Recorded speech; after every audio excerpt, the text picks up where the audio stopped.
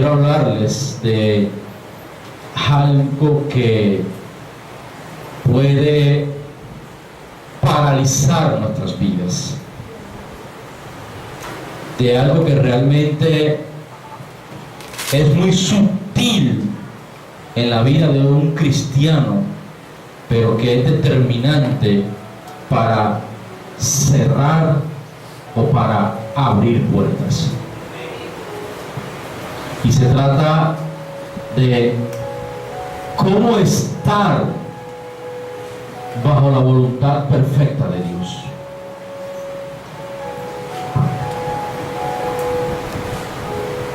En la Biblia podemos ver dos tipos de voluntades: la permisiva y la perfecta delante de Dios.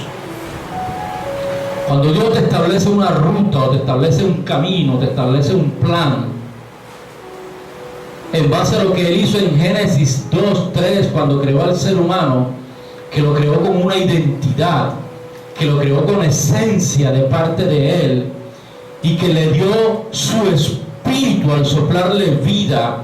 En el original es vida Zoe, porque ya lo había, cuando lo hizo con vida bio, que es la biológica, que es la que todo ser viviente tiene. Pero cuando sopló sobre él, el ser humano ya estaba vivo, pero lo que hizo fue soplarle la vida Zoe, una palabra en hebreo que traduce la vida del Espíritu Santo, porque ya tenía la vida humana. Al darle la vida Zoe, el ser humano adquiere una responsabilidad propia y una decisión propia, y saber escoger entre lo bueno y lo malo. Por lo tanto, Dios no hizo títeres, ni hizo gente con microchips, ni con software que con un solo programa o con un solo botón pudiéramos funcionar a las 1000 perfecciones sin margen de error. Dios creó seres humanos con una identidad, creó seres humanos con una decisión, creó seres humanos con la capacidad de saber identificar lo que le conviene y lo que no le conviene. Padre, yo te doy gracias en esta preciosa mañana, y te pido que a través de tu Espíritu Santo tú traigas la revelación para tu pueblo, que tú nos hables a través de tu preciosa y santa palabra. En el nombre de Jesús te pedimos que tu palabra corte lo que una a nuestro espíritu y a nuestra alma, y lo que impide que nuestra alma reciba y nuestro espíritu se apropie de tus promesas. Espíritu Santo, háblanos a cada uno, ministranos, pastoréanos, Espíritu Santo, porque si tú no estás en este lugar, y si tú no estás con cada uno de nosotros, nada podríamos hacer.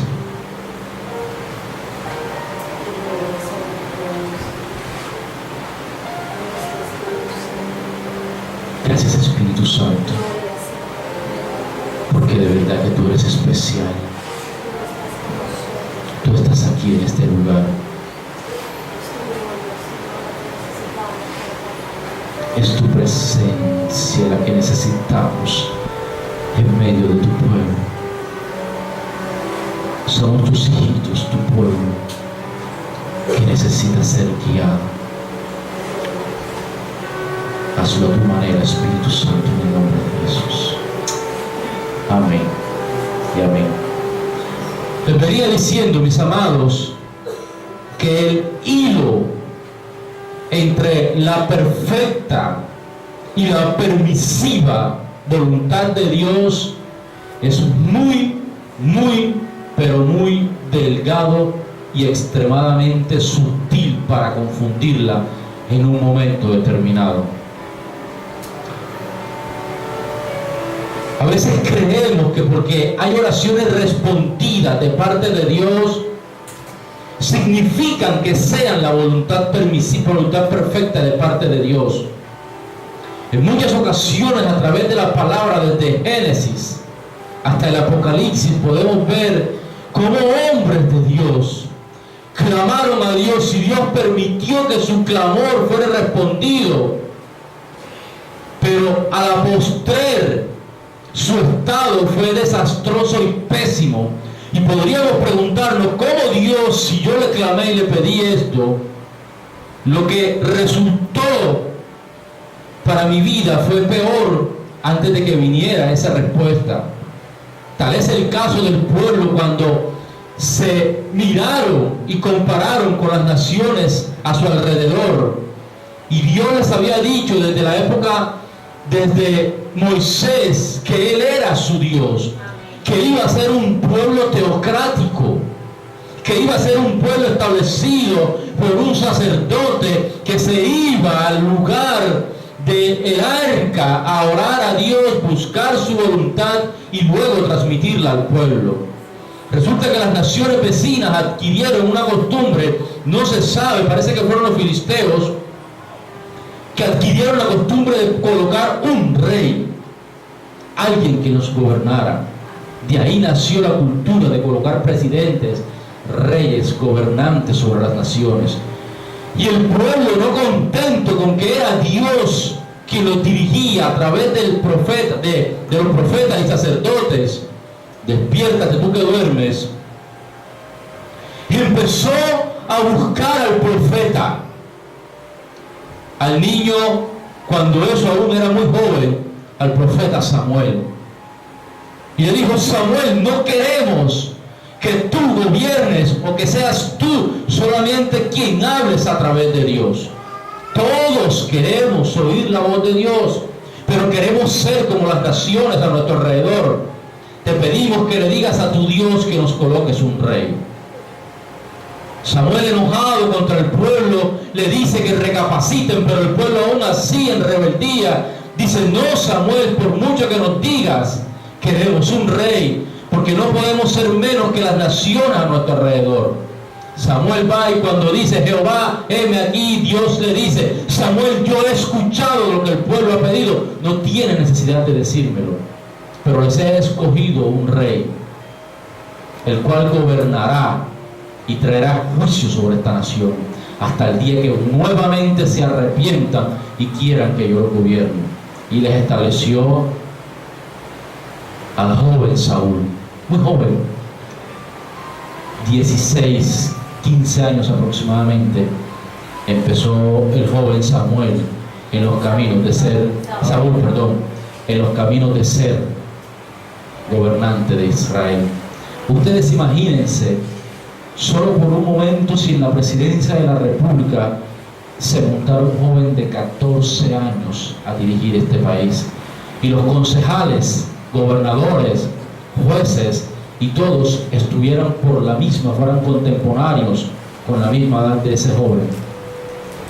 Solo metámonos en el momentico de lo que el pueblo quiso pedirle a Dios.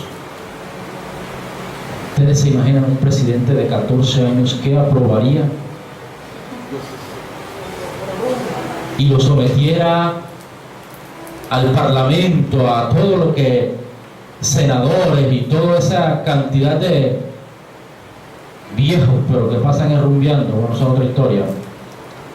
Y todos fueran de 14, 13, 12 años, el senador más viejo tuviera 15 años. Imagínense por un instante los proyectos que aprobara ese Senado. Rumbas de 48 horas, dosis no mínima, máxima. Aprobado el matrimonio con 10 mujeres y se vale un hombre para los que lo quieran. No quisiera pensar un pueblo dirigido. Y el Estado de Israel entró en decadencia. Tan es así que fue esclavo por muchos, muchos años a causa de los jueces y gobernantes que Dios permitió que tuviera. Y ustedes dirían: pero no era la voluntad de Dios. Sí, pero la voluntad permisiva. Ezequiel,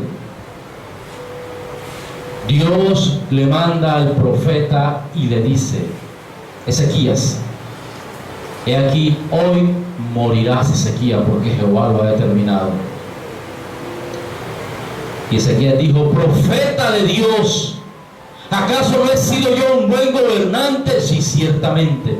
Su gobierno había sido no bueno, excelente. ¿Acaso no he sido yo bueno con mi pueblo? ¿Acaso no he yo bendecido a mi pueblo? ¿Por qué he de morir a corta edad? Clamó Ezequías por una extensión de sus años. Y el profeta salía por la puerta trasera del palacio cuando oyó la voz de Dios y le dijo: devuélvete y dile que 15 años le serán añadidos por petición de él sobre su vida. Y en esos 15 años ese rey hizo los desastres, contaminó, destruyó, arruinó y maldijo sus generaciones por muchas décadas a causa de la perversidad que en esos 15 años hizo. ¿Acaso no es la voluntad de Dios que yo viva? Pero hay momentos en que uno tiene que saber cuándo le pide a Dios algo y si está conforme al corazón de Dios. Porque no todo lo que viene, Señor, dame una esposa. Y quiero esa que está ahí, Señor. Porque es que es hermosa a mi parecer. Y resulta que esa esposa te trae dolores de cabeza. En estos días escuché a un predicador decir de un amigo que llegó a la iglesia y se enamoró de X muchacha y empezó a clamar: Dios mío, dame esa esposa, Dios mío, dame esa novia. Y el pastor recibió de parte de Dios y le dijo: hijo, esa no es tu esposa. Pero es que, pastor, es tan buenecita. Hijo, ella es idólatra. No, pastor, yo sé que yo la convierto. Apenas ella se case conmigo, yo la convierto porque ella es buenecita. Se casaron. El mismo día de bodas, la noche de la luna de miel, ella desempacó la maleta y le puso a él su Biblia y le dijo: tú, tu Biblia y tus cristianos, y yo me quedo con mi santería. Tú sigues los tuyos y yo sigo los míos. Desde ese día pidió el divorcio el hombre. Hubo otro, contado por él mismo, otro amigo, que también se enamoró locamente de una servidora de la iglesia y Dios le dijo: esa no es. El pastor le decía: hijo, esa no es. Pastor, pero es que es tan buenecita, mira que tanto tiempo ora, que ayuna, que vigila, que clama. Hijo, esa no es. Pastor, esa es porque Dios me lo puso en el corazón y ya Dios me confirmó a través de un profeta. Bueno, hijo, vete a un retiro de 3 días y busca la dirección de Dios. Pero él se fue al retiro no a buscar la dirección de Dios, sino creyendo que engañaba a su pastor, porque él pensaba regresar a los 3 días para casarse y proponerle matrimonio a la chica y casarse. Pero resulta que el retiro, por X motivo, algo pasó donde él estaba y tuvo que cancelarlo día y medio después de haberlo iniciado, y llegó a la casa de su novia y la encontró en la terraza besándose con otro de los hermanitos de la iglesia. Si no tiene un pastor que lo direccione, se hubiese casado con una adúltera y fornicaria. Mis amados, cuando tú te desvías de la voluntad perfecta de Dios, mira que hay muchas ocasiones donde Dios tiene que intervenir a la brava porque tiene un propósito pero tan grande que realmente Él tiene que hacer una intervención, porque muchas veces permite que nos equivoquemos para enseñarnos la dependencia de Él. Cuando llegó a Samuel a escoger un rey, le dijo: ve a la casa de Isaí, que allí yo tengo el rey que reemplazará a Saúl. Ese es mi ungido. ¿Y qué hizo Saúl? ¿Qué hizo el niño Samuel? Llegó el primero, altote, hermoso, rubio, dice la Biblia. Literalmente lo describe como un hombre hermoso. No había otro hermoso en la región como él. Y Samuel dijo: este sin duda es el rey que ha escogido Dios para Israel. Y Dios le dijo: Samuel, porque los hombres miran lo que está afuera, pero yo miro lo que hay en el corazón. Hay una intervención en la misericordia de Dios para tener misericordia sobre una nación. Pero que cuando Dios te permite hacer cosas y aparentemente es un empleo que después te esclaviza, te subyuga, te limita, te ata y te condiciona a un nivel que vas perdiendo tu identidad, tu salud y tu vida espiritual. ¿Es de Dios? Sí, es de Dios proveer, pero tienes que tener la sabiduría cuándo es y cuándo no es un empleo de Dios.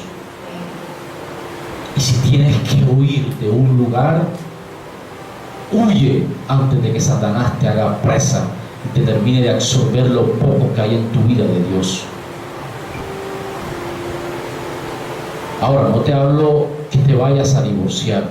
Si ya te casaste con la mala decisión que tomaste, coge tu tronco redondo y llévalo hasta el final, porque Cristo no permite divorcios. Ya te tocó decir: Señor, en tu misericordia transfórmala, o amóldame a mí a su carácter, a lo que sea. Pero te hablo de situaciones que te pueden estar consumiendo. Señor, tengo una necesidad y voy y acudo a un préstamo. Dios me respondió: sí. Te dio la voluntad permisiva. ¿Era la perfecta? No. Primera de Reyes, capítulo 17.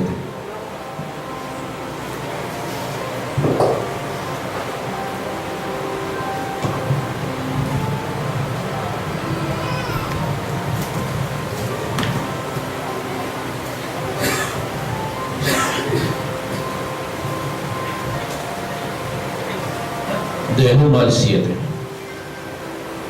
Elías predice la sequía. Entonces Elías Tisbita, que era de los moradores de Galaad, dijo a Acán: vive Jehová Dios de Israel, en cuya presencia estoy, que no habrá lluvia ni rocío en estos años, sino por mi palabra.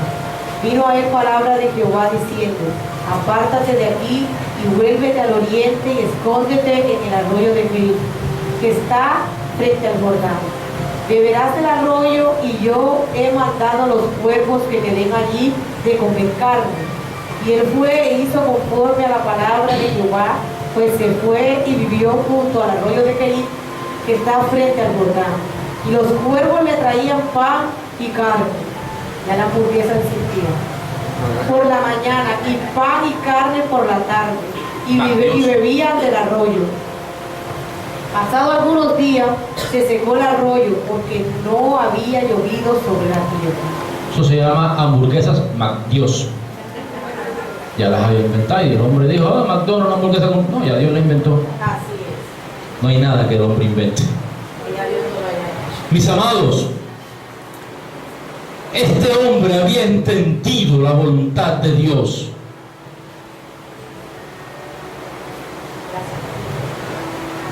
El uno dice: entonces Elías Tisbita, que era de los moradores de Galaad. Ahora que hablo de Elías, hay un amigo de mi sobrino cuyo nombre es Elías, y él dice que él toda la vida odió ese nombre. Y el primer día que vino, que yo hablé también del profeta Elías, ahora se siente honroso de llevar el nombre de Elías. Ya no dice su primer nombre, dice: soy Elías, porque se dio cuenta que era un hombre entendido de la voluntad de Dios. Entonces Elías Tisbita, que era de los moradores de Galaad, dijo a Acab: vive Jehová Dios de Israel, en cuya presencia estoy, que no habrá lluvia ni rocío en estos años, sino por mi palabra. Elías estaba obedeciendo una instrucción de Dios, y era que sobre Israel no llovería hasta nuevamente que Elías así lo estableciera. Aquí vemos un hombre obediente a la voluntad perfecta de Dios. Ahora, lo que te quiero dar a entender como primer punto es que el hacer la voluntad de Dios no siempre te va a ser agradable a ti. No se escuchó ningún amén. Amén. El hacer la voluntad de Dios puede causarte aflicción de alma. Y tú dirás: pero ¿y no estoy en la perfecta voluntad de Dios? ¿Y tú crees que los mártires del Nuevo Testamento, cuando Dios les dijo: ve a tal lugar y predica y allí serás apedreado y muerto, eso causa gozo?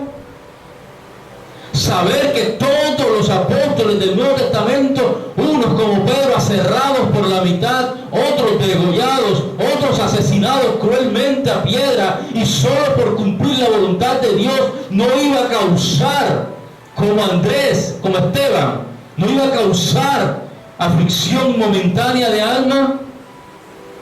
No siempre el hacer la voluntad de Dios te va a dar el gozo que uno quisiera hacerlo. Y vemos el profeta Elías 17:20. Léelo, mi amor, el verso 20. Y clamando a Jehová dijo: Jehová Dios mío, aún a la viuda en cuya casa estoy hospedado has afligido, haciéndole morir su hijo. El profeta Elías estaba afligido de alma por hacer la voluntad de Dios. Lo que él está reclamando a Dios es, porque la historia de la viuda, que su hijo se había muerto y Elías era comisionado para hacerlo resucitar, pero él después de que toma y da la palabra al rey Acab en los primeros versos del 17, Dios le dice: ve y huye al arroyo de Querit, porque allí te alimentaré. Hasta que el agua del arroyo se secó. Nuevamente le dice: hay una viuda a la cual tienes que ir a alimentar y hacer un milagro. Y Elías, afligido por hacer la voluntad de Dios, llega un momento en que se arrodilla y dice: Dios, también a esta mujer la has afligido.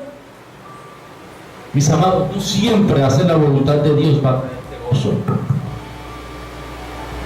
Hay momentos en que por hacer su voluntad te vas a sentir afligido.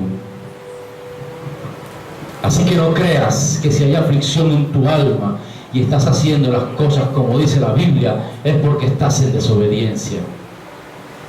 Y no siempre el no hacer la voluntad de Dios va a traer aflicción, porque trae satisfacción a nuestra carne momentánea. La aflicción viene después.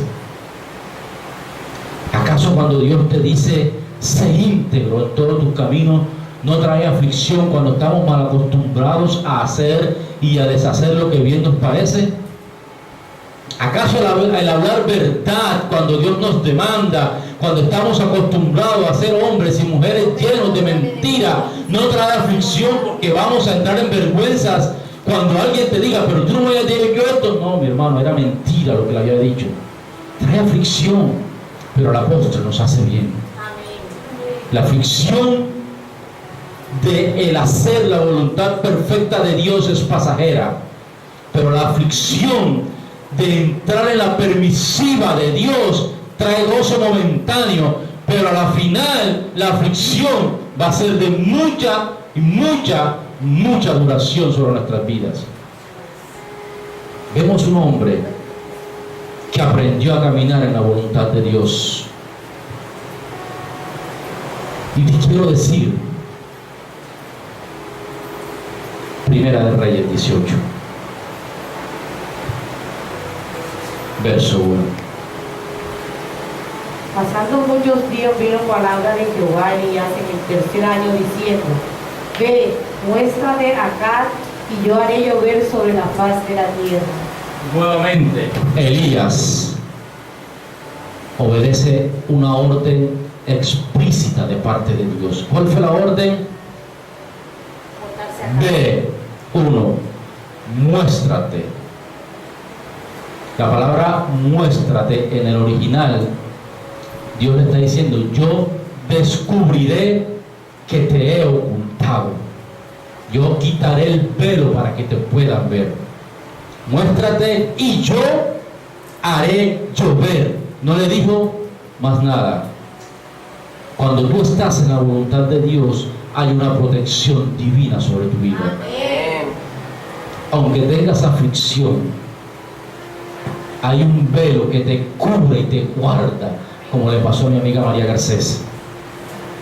Y como hemos oído de varios testimonios de cómo Dios los protegió.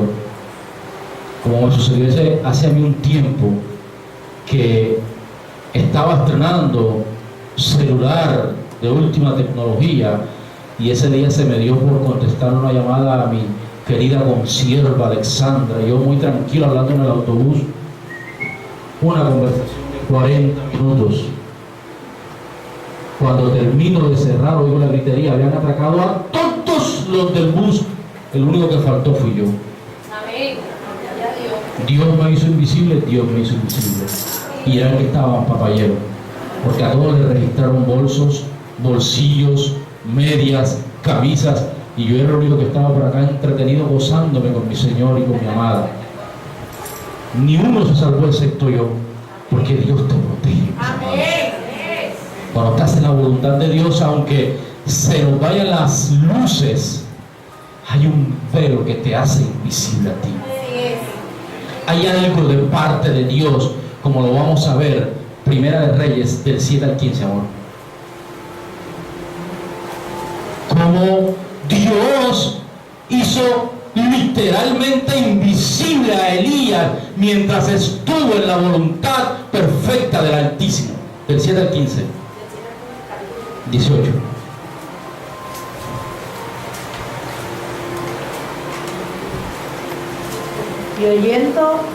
Y yendo Abdías por el camino se encontró con Elías, y cuando lo reconoció se mostró sobre su rostro y dijo: ¿No eres tú mi señor Elías?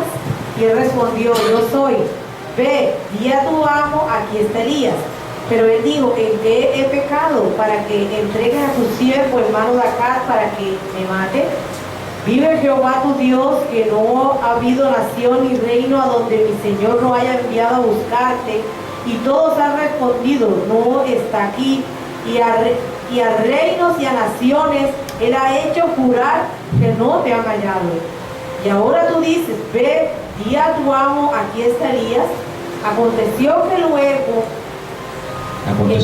Acontecerá que luego que yo me haya ido, el Espíritu de Jehová te llevará a donde yo no sepa. Y al venir yo y dar las nuevas acá, al no hallarte, él me matará. Y tu siervo teme a Jehová desde su juventud. No ha sido dicho mi Señor lo que hice cuando Jezabel mataba a los profetas de Jehová, que escondía 100 varones de los profetas de Jehová, de 50 en 50 en cueva, los mantuve con pan y agua. Y ahora dices tú: ve, di a tu amo, aquí está Elías, para que él me mate. Y le dijo Elías: vive Jehová de los ejércitos, en cuya presencia estoy, que hoy me mostraré a él.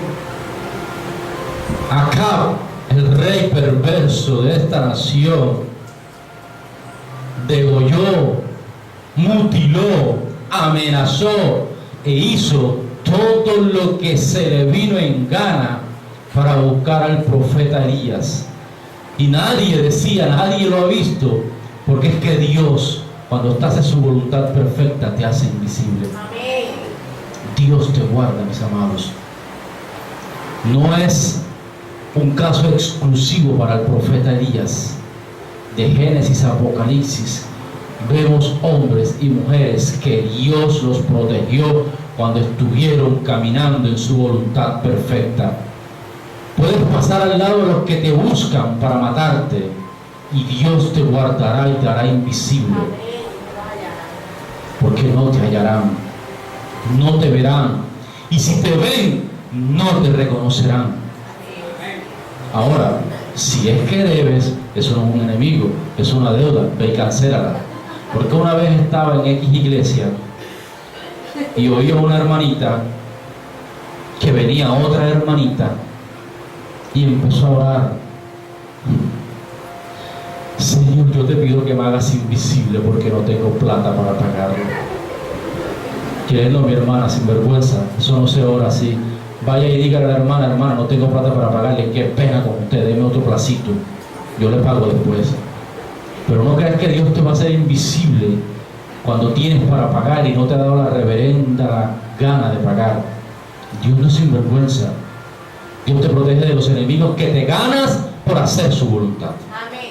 Los que te ganas gratis sin comprarlos por hacer su voluntad, pero no por hacer sus vergonzuras. No hagas como esa hermanita que oraba de esa manera, porque Dios no actúa así. Y no fue la única, lo oí en 3 o 4 ocasiones de varias hermanas y hermanos orando que Dios los hiciera invisible de esa fulana. Si no tienes para pagar, ve y asume responsabilidad y Dios actuará en misericordia. Pero no te escondas, no te escondas cuando realmente tienes algo que tienes que confrontar. Ahí estás en la voluntad permisiva de Dios. Y el hermanito no me vio. Claro, ¿cómo te va a ver si te escondiste? Una cosa es que pases al lado y el enemigo tuyo no te vea porque estás bajo la protección de Dios. Pero no pretendas que si debas, ni siquiera tomes el teléfono para decir, no tengo para pagarte y no puedo. Yo veo la misericordia de Dios cuando tú actúas de esa manera. Yo hace un tiempo estaba endeudado con las tarjetas de crédito.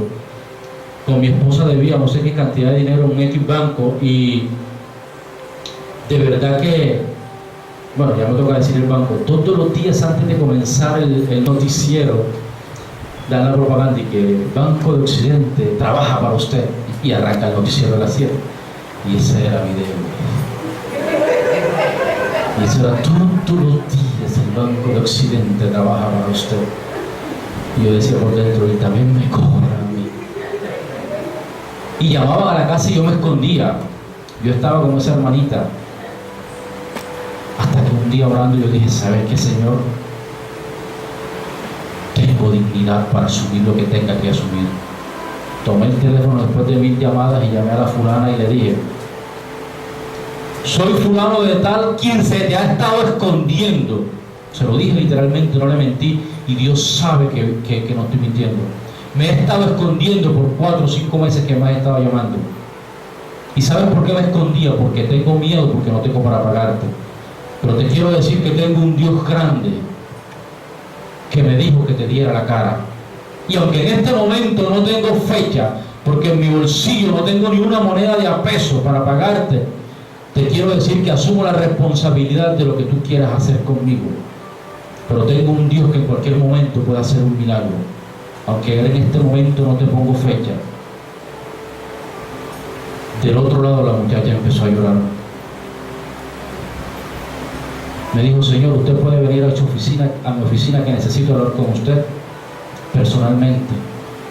Yo le dije, ¿a qué hora y qué día? Me dijo, hoy mismo a las 3 de la tarde, eso fue en la mañana. Yo me dirigí y pregunté por la fulana de tal. Cuando llegué me dijo, no te quiero hablar de tu caso, te quiero hablar de mi vida, porque yo soy cristiana pero me alejé de Dios hace tiempo. Desde que me alejé de mi hogar entró en derrota. Mi marido tiene otra mujer. Y cuando estaba hablando contigo supe que Dios me dijo, vuelve a mis caminos, porque usted me habló de integridad. Y esa mujer empezó a llorar de tal manera que tuvo que llegar la policía porque pensaron que yo la estaba atracando. Ella estaba en un cubículo. ¡Ay, Dios mío! ¡Sí! Silenciosamente, acompañadas del lado, llamaron a la policía. Cuando yo me veo a los policías, Señor, póngase en pie. Yo dije, ¿qué pasó? ¿Qué está haciendo usted ahí? Yo le dije, no, nada. Dije, no, tranquilo, lo está atracando, señora. No lo está atracando, le está hablando conmigo el consejero. Pero me echaron a la policía, mi hermano, porque la niña empezó con griterías. Y ese día me dijo, yo en mi potestad tengo el manejo de su deuda. Yo decido hasta, mira lo que era misericordioso Dios. No sé qué cargo tenía ella, pero tenía la potestad de darme 6 meses más de cancelar la deuda, donde ya tenía 15 días según ella. Me dijo, le doy 6 meses para que cancele la deuda. Y si 6 meses no la ha cancelado, se la vuelvo a refinanciar, porque lo que usted ha hecho con mi vida no tiene precio. 5 días el Señor me dio un milagro financiero. Yo fui y le pagué de contado. Su hogar se restauró. La trasladaron, se fue para otra ciudad. Perdí el contacto con ella. Pero el dar la cara y estar en la perfecta voluntad de Dios te abre la puerta. Si me hubiese seguido escondiendo, nunca hubiese visto la provisión de Dios para cancelar esa deuda. Todavía estuviera como un delincuente huyéndole a una llamada y aterrorizado por una llamada. Si tú debes, frentea. No tienes, dile, tengo un Dios que me puede hacer un milagro para cancelarte. Y no eran 3 pesos, era una cantidad gruesa de dinero. Dios restauró ese hogar a través de hablar verdad, mis amados. Trae aflicción, sí, porque decirle que había sido alguien que me había estado escondiendo por semanas y semanas, era mentira y me tocó decir, te mentí y te engañé, pero aquí estoy para darte cara. Porque eso lo hace un cristiano. Un cristiano no soporta ni sustenta una mentira con otra más grande. Va y se tiene que poner como piso para decir, sí, te engañé y he sido un mentiroso contigo, pero hoy estoy aquí para resarcir el daño hecho. Dios te va a respaldar, pero mientras no lo hagas, no pretendas que Dios te respalde, porque vendrá aflicción para tu vida. El cielo está diciendo amén. Esto no estaba dentro del mensaje, pero a alguien le quiso Dios hablar. Creo que alguien tiene deudas aquí que se está escondiendo. Lo más hermoso es que tú vayas y digas la verdad. No tengo. ¿Me quieres embargar? Embárgame. ¿De qué te sirven 3 chocoros viejos que están en la casa? ¿De qué te sirve tener a ti 2 televisores y un equipo? No te interesa hacer dinero. Algo que se va a devaluar, que no pienso sacar. Porque si te debo 3 millones y te me lleva 3 televisores viejos, con los 3 que te voy a pagar, compro 3 nuevos y te dejo perder los viejos. Así le dije. ¿De qué te sirve embargarme? Pero si lo quieres hacer, en tu potestad está en hacerlo. No me voy a negar. Ni siquiera, si quieres, no me mandes policías, porque no voy a ejercer violencia contra ellos. Que se lleven. Hablar verdad, mis amados, te abre puertas. Pero no le huyas a la responsabilidad de ser íntegro delante de Dios. Amén. Amén.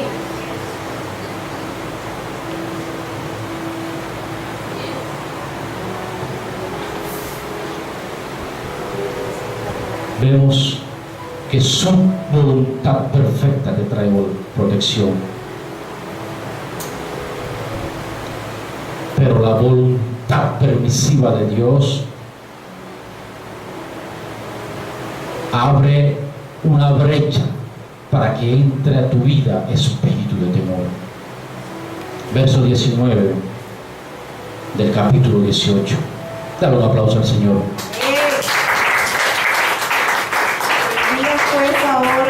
Congregarme a todo Israel en el monte Carmelo, y los 450 profetas de Baal y los 400 profetas de Acera, que comen a la mesa de Jezabel. Pásate ahora el verso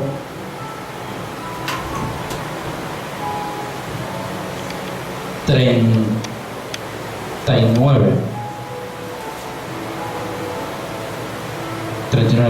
Viendo todo el pueblo se postraron y dijeron, Jehová es el Dios, Jehová es el Dios. Entonces Elías les dijo, prended a los profetas de Baal para que no escape ninguno. Y ellos lo prendieron y los llevó Elías al arroyo de Sison y allí los degolló. ¿Qué le dijo Dios a Elías que hiciera cuando se presentara acá? Que se mostrara y que hiciera llover. ¿Le dijo Dios a Elías que degollara a los profetas de Baal? Pero era una voluntad permisiva de parte de Dios. Elías tenía un corazón donde era muy extremadamente celoso con las cosas de Dios y lo llevó a asesinar a todos los profetas de Baal. Y eso hizo salirse de la perfecta a la permisiva. Verso 1 del capítulo 19 hasta el 3, del 1 al 3. Acá dijo Jezabel, acá dio Jezabel la nueva de todo lo que Elías había hecho y de cómo había matado a espada a todos los profetas. Entonces envió Jezabel a Elías un mensajero diciendo, así me hagan los dioses y aún me añadan, si mañana a esta hora yo no he puesto tu persona como la de uno de ellos. Viendo pues el peligro, se levantó, se fue para salvar su vida y vino a Berseba, que está en Judá, y dejó allí a su criado. ¿Qué le sucedió a Elías en el verso 3? Viendo pues, cuando tú te sales de la voluntad perfecta de Dios, empiezas a ver los gigantes, empiezas a oír voces, a temer que te atemorizan, que te amedrantan, que te hacen huir y correr y salirte de la protección de Dios. Porque hay una cobertura que se te quita cuando salimos de la perfecta a la permisiva. Dios te quita su respaldo automáticamente. Porque Dios no patrocina lo que tú en lo oculto haces y asumes que Dios te lo dio como voluntad perfecta. Empieza Elías, el hombre que acababa de asesinar a un montón de hombres y que acababa de retar a los sacerdotes satánicos de Acab y de Jezabel y de decirles: vive Jehová, que yo los asesinaré, porque su Dios no ha respondido. Un hombre que se acaba de meter en un rito satánico donde la gente se tasajeaba, se hacían todo tipo de cicatrices para chorrear y derramar sangre en todo tipo de holocaustos. Un hombre que con todo eso que enfrentó, una cartita lo amenazó y lo hizo huir. Yo no entiendo cómo alguien no le huyó a 1000 personas, pero viene una cartita traída por un mensajero y te hace huir, porque vio lo que cuando estaba con la voluntad perfecta no veía. Cuando tú te sales de la voluntad de Dios, empiezas a ver a tus enemigos grandes. La deuda se me creció, el gigante, el enano se te crece, todo se te hace mayor porque te sales de la perfecta, y entonces eso te hace huir.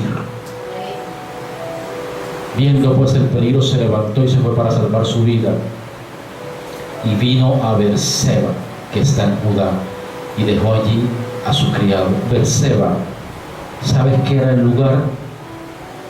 Desde los tiempos antiguos era el pozo donde todos los hombres de Dios se iban a orar y allí recibían la voluntad de Dios.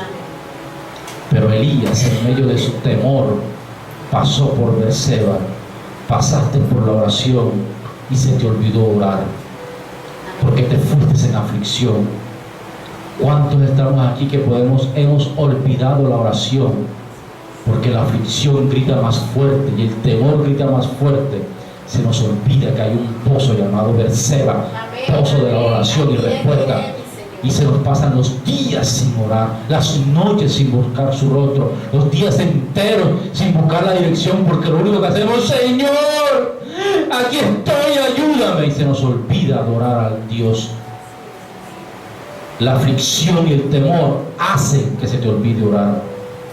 Elías, un profeta que era un hombre de oración, verso capítulo 17 arranca: vive Jehová en cuya presencia habito. Y ahí se le había olvidado que él habitaba en la presencia de Dios, porque él sabía que la puerta al temor se le había abierto por haberse salido un tantico. Dios no le dijo: ve y muéstrate y asesina a los profetas. Ve y muéstrate porque yo haré llover. Antes le dijo: ve, muéstrate y cesaré la lluvia. Y después: ve y muéstrate y haré llover. En ninguna parte dice Dios: ve y asesina a los profetas. Podemos añadirle a la voluntad perfecta de Dios cargas y cosas que se las asumimos. Dios me dijo. ¿Sabes cuál es el problema de muchos cristianos? La frasecita Dios me mostró. Y metemos a Dios en unos líos cuando Dios no te ha dicho nada. Ten temor de decir: Dios me dijo, Dios me habló. Siento en mi espíritu tal cosa. Solo si Dios te lo hace saber y te lo dice porque te lo dice, porque te lo dice, tienes el derecho de decir: siento en mi corazón de parte de Dios. Pero de lo contrario, siento que puede ser, o pienso, o he pensado, he estado orando y algo me muestro que puede ser así, pero no digas Dios me dijo. Porque si no se dan o se dan, estás metiendo a Dios y jurando su santo nombre en vano.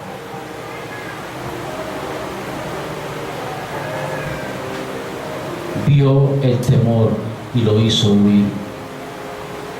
¿Cuántos están metidos aquí en un lío ahora que quisieran huir a la situación? porque han visto que el enano se les creció. Es tiempo de volver a la voluntad de Dios. La aflicción que viene por la desobediencia trae a un espíritu de muerte y de depresión. El 4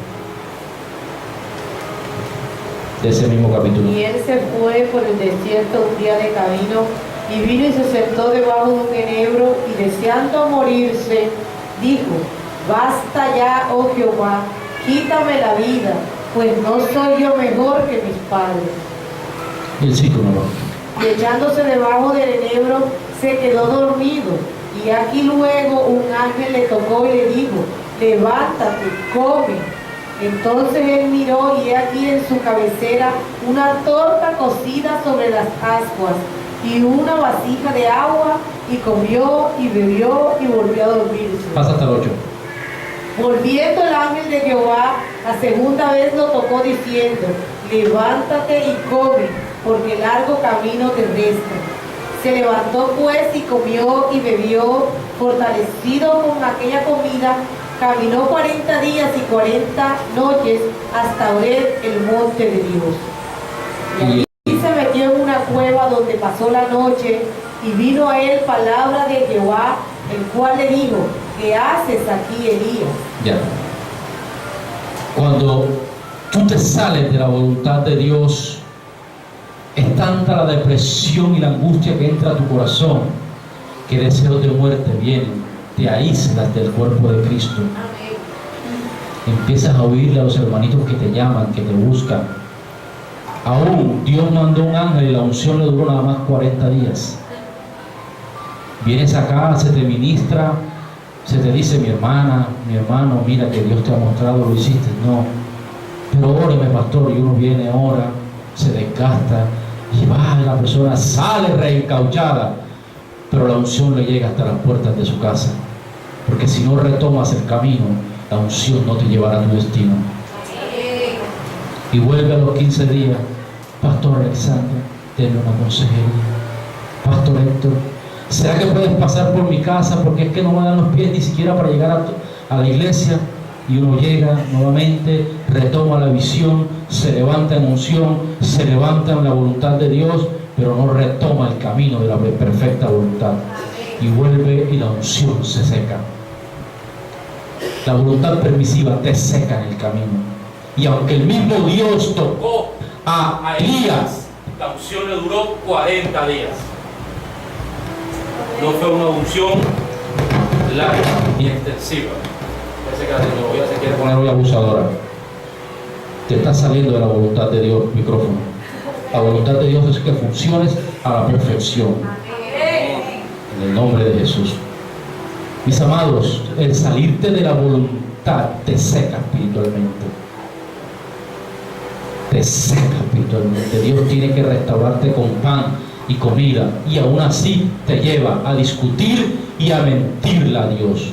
Elías pasó por eso. Primer pecado de Elías.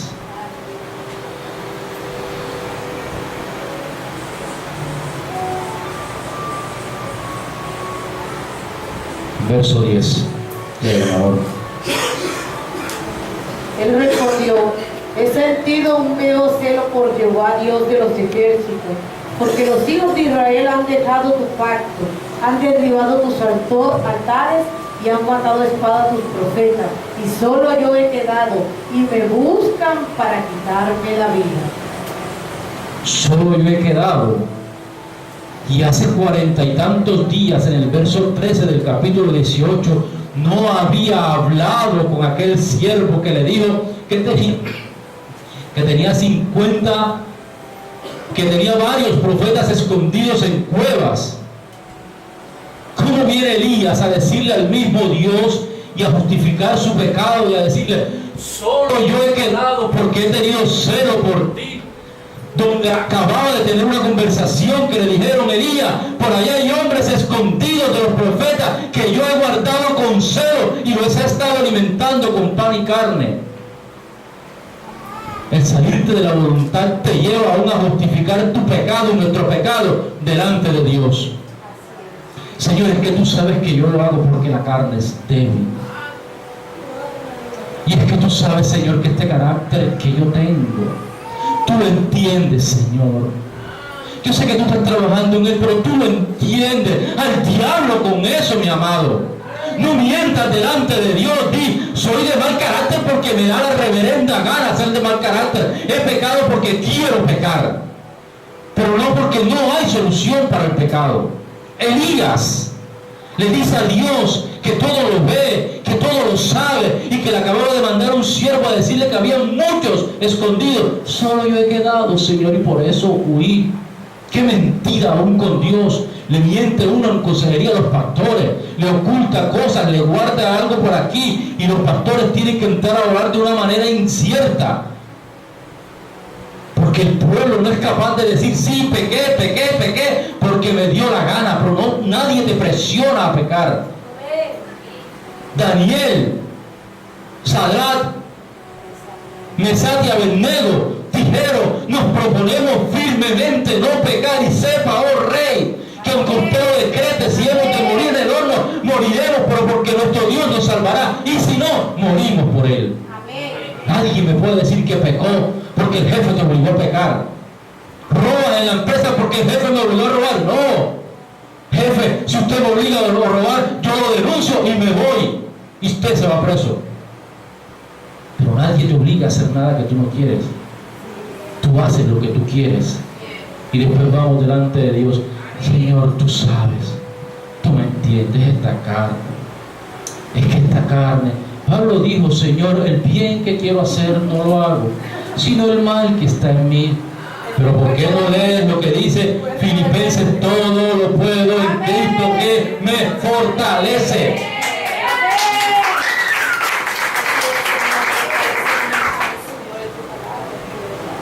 Y nuevamente viene Dios después de esos 40 días.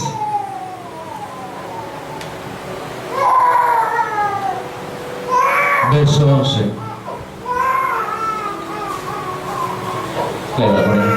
Y él le dijo, sal fuera y ponte en el monte delante de Jehová. Y he aquí Jehová que pasaba, y un grande poderoso viento que rompía los montes y quebraba las peñas delante de Jehová. Pero Jehová no estaba en el viento. Y tras el viento un terremoto, pero Jehová no estaba en el terremoto.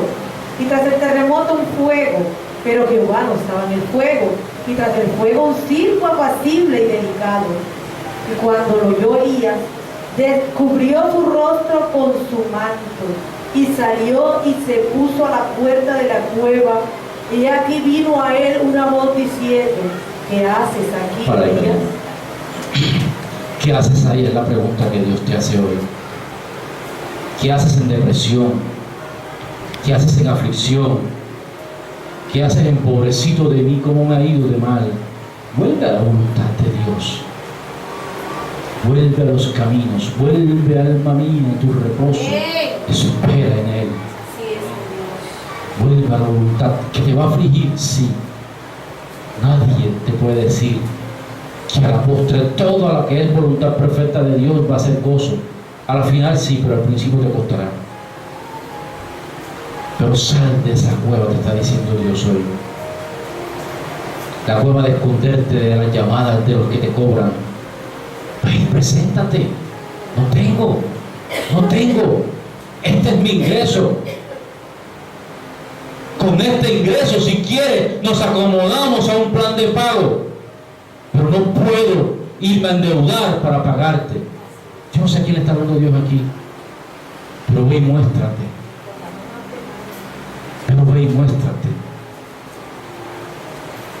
Alguien te hizo algo feo. No guardes ese rencor en tu corazón. Ve y muéstrate y dile, mi amado, mi amigo, mi primo, mi hermano, no puedo vivir con ese resentimiento en mi corazón. Yo necesito cancelar esa deuda contigo. Y yo sé que fue grave lo que me hiciste, pero hoy tomo la decisión de salir de la cueva del odio y del resentimiento. Hoy te decido perdonar. Hoy decido perdonarte. ¿Qué haces en esa cueva? Te dice Dios. Y a veces estamos acostumbrados, como Elías, a que Dios actúe bajo los truenos, el fuego, los terremotos. Pero en el susurro de tu habitación, Cuando todos duermen, hay esa vocecita que te habla solo una vez y te dice, perdona. Y tú te haces el loco como que no estás escuchando. Paga la deuda.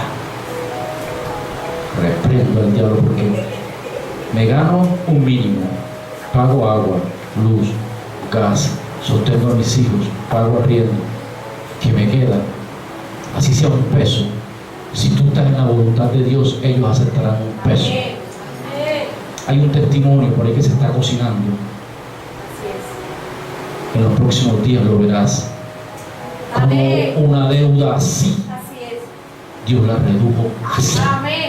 Porque le dije la palabra a esa persona, ve y frentea la situación.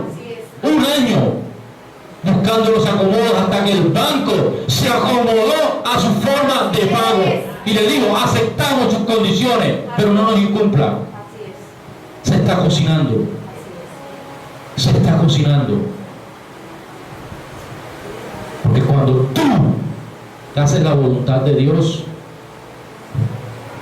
cuando tú haces la voluntad de Dios, entra la bendición. Elías sabe que algo está pasando, aunque él no estaba acostumbrado a ver a Dios en el silbido pasible. 13 y el 14. Y cuando lo oyó Elías, cubrió su rostro con su manto y salió y se puso a la puerta de la cueva. Y aquí vino a él una voz diciendo, ¿qué haces aquí, Elías? Él respondió, he sentido un vivo celo por Jehová Dios de los ejércitos, porque los hijos de Israel han dejado tu pacto, han derribado tus altares, han matado a espada a tus profetas, y solo yo he quedado y me buscan para quitarme la vida. Y me buscan para quitarme la vida. Nuevamente se justifica delante de Dios. Cuando no queremos afrontar la verdad de nuestras vidas, lo peor es que nos justificamos aún con nuestro Creador. Pero Él es tan bueno, Él es tan hermoso. Y le dijo Jehová, verso 15, ve y vuélvete por tu camino, por el desierto de Damasco, y llegarás.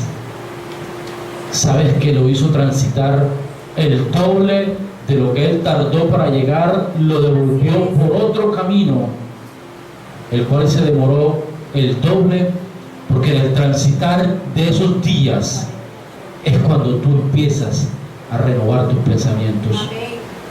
A veces tú actúas en la voluntad de Dios y pareciera que nada sucedió, y empiezas a meditar en los caminos de Dios, y ahí empiezas a sentir paz en tu corazón. Porque no todas las respuestas de parte de Dios van a ser inmediatas. Algunas lo serán. Otras tal vez la respuesta es peor de lo que esperabas. Pero a la postre Dios está detrás del asunto. Tal vez vas a pedirle perdón a alguien, y ese alguien te trata peor de lo que tú pensabas. Pero alaba a Jehová porque tú hiciste tu parte, y recompensa de los cielos hay para ti.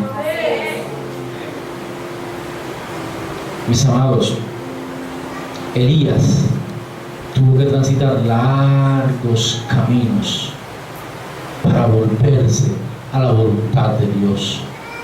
¿Qué haces allí? Colócate tu nombre. ¿Qué haces en esa cueva, Héctor Maya? ¿Qué haces en esa cueva, Héctor Maya? Y por último, lo que Dios le quiso dar a entender a Elías, del 15 al 18, Karim Moreno. Y le dijo Jehová, ve, vuélvete por tu camino por el desierto de Damasco, y llegarás, y unirás a Hazael por rey de Siria, a Jehú hijo de Nimsi unirás por rey sobre Israel, y a Eliseo hijo de Safat de Abed-meola unirás para que sea profeta en tu lugar. Y el que escapare de la espada de Hazael, Jehú lo matará, y el que escapare de la espada de Jehú, Eliseo lo matará. Y yo haré que queden en Israel 7,000 cuyas rodillas no se doblaron ante Baal y cuyas bocas no lo besaron. Qué hermoso es mi Dios, que dice: Elías, hay 7,000 y tú lo sabes, y me vienes con mentiras a mí a decirme que solo tú has quedado.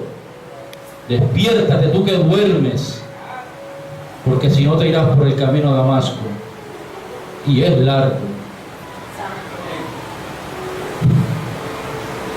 ¿Sabes qué le quiso enseñar Dios desde el 16 al 17 a Elías? Desafortunadamente, su ministerio fue cortado. ¿Alcanzó misericordia? Sí. ¿Siguió su ministerio? No. Lo continuó Eliseo.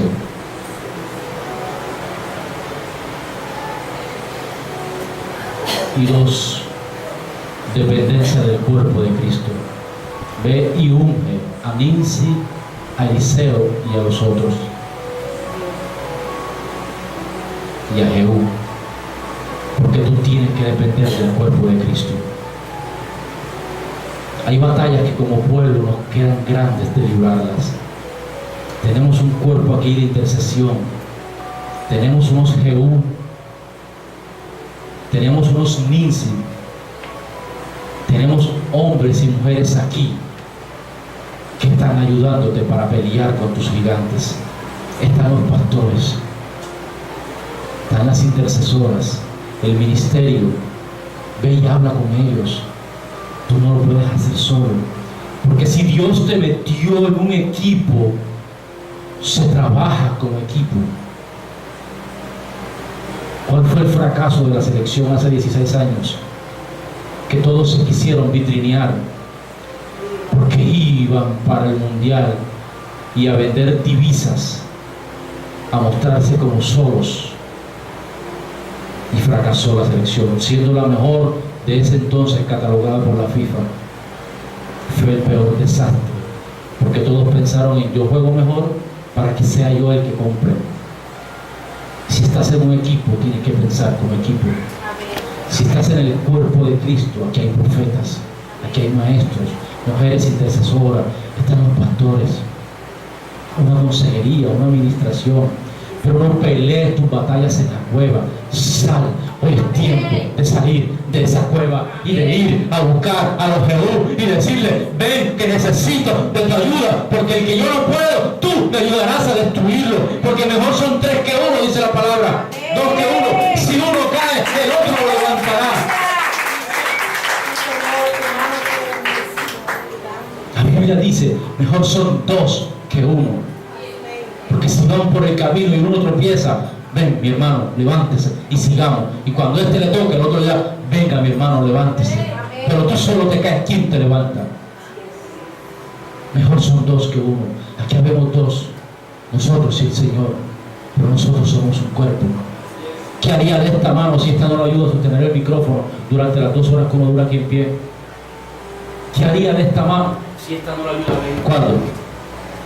¿Qué haría de esta mano? Si esta no lo ayuda a pasar la Biblia y a buscar la cita bíblica y a pasar aquí en este aparato? ¿Qué haría? Ella sola no puede. Necesitamos del cuerpo de Cristo para una consejería, para hablar verdad, no ir a justificarse y decirle: pastor, yo estoy aquí, pero usted sabe, Yo no es que he hecho mal, pero bueno, ahí voy, Señor. habla verdad. Hablar con los pastores, hablar con el consejero. Quiero abrirles hoy el panel de consejeros. Siempre estábamos la pastora Alexandra, mi esposa y yo, pero el resto del ministerio está apto para darte un consejo. Tal vez tú no quieres abrirme tu corazón porque eres una mujer, porque no sientes confianza. Tal vez porque mi pastora, tu pastora, no, o porque Alexandra no te trajo respuesta. Pero me gustaría con Griselda, me gustaría con la hermana Aida. Yo veo a la hermana Carmen que está intercediendo los domingos en la puerta. Yo veo a la hermana Daisy que está ahí también, que la veo en el silencio. Tengo problemas con mis hijos. Voy a buscar a la hermana Miriam, que veo que se mueve también con los niños y tiene una unción especial. De pronto, a través de ella hay una palabra de sabiduría para mis hijos. No es solamente los 3, mis hermanos. El equipo está capacitado por Dios para darte una palabra de ciencia, de consejería, de conocimiento y una administración especial. Todos aquí tienen la unción especial. Esto no es exclusivo del pastor Héctor o de la pastora Irene o de la pastora Alexandra. Aquí vemos 7, 8 hombres, mujeres, aún los jóvenes. Cómo sentarte con un joven y decirle: ven acá, Héctor José Ángelo, ¿cómo hacen ustedes para servirle a Dios? Porque el hijo mío no ha querido. Dime, ¿qué te llamó a ti la atención para que tú estés los domingos, los sábados y en vigilia buscando de Dios para ver qué hago yo con mi hijo? Aún con ellos te puedes sentar. Son jóvenes capacitados.